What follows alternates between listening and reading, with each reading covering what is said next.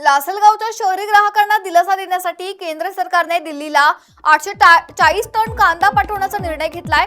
यासाठी लासलगाव येथे स्थानकात दिल्लीतील आझाद नगर येथे कांदा पाठवण्यासाठी 21 बोगींची मालगाडी दाखल झाली आहे। नाशिक जिल्ह्यातील चांदवड, उमराणा, सटाणा, नागपूर, सायखेडा, सिन्नर, लासलगाव आणि निफाड या भागातून विविध संस्थांच्या माध्यमातून कांद्यांचे मालवाहू ट्रक लासलगावमध्ये दाखल होत आहेत।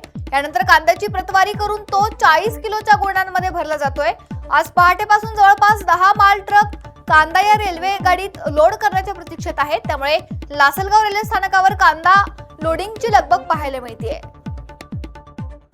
नक्कीच किंमत स्थिरीकरण निधी हा ग्राहकांसाठी खऱ्या अर्थाने हा कांदा खरेदी केलेला आहे, परंतु तो पुन्हा दिल्ली सारख्या ठिकाणी पाठवून तो पूर्ण व्यापाऱ्यांनाच तो कांदा विकला जाणार आहे, म्हणून तो काही ग्राहकांना त्या किंमत स्थिरीकरण निधीचा फारसा फायदा होणार नाही।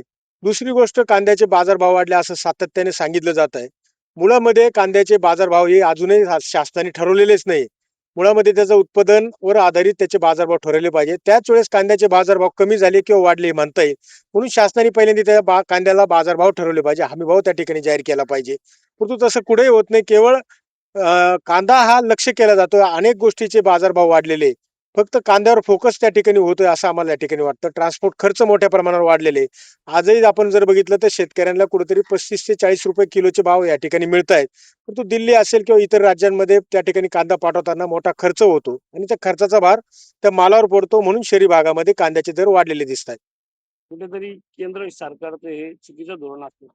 नाही, नक्कीच केंद्र शासनाचं हे चुकीचंच धोरण आहे। वास्तविक जर बघितलं तर हा जो काही कांदा साधारणतः 1 लाख मेट्रिक टन कांदा हा ग्राहकांसाठी जरी घेतलेला असला, प्रत्यक्षात त्यावर साधारणतः 150 कोटी रुपये खर्च शासनाने केलेला आहे। पण मात्र त्याचा उपयोग मात्र फारसा काही होईल असं आम्हाला वाटत नाही, कारण की हा जो कांदा आहे बऱ्यापैकी खराब सुद्धा झालेला आहे।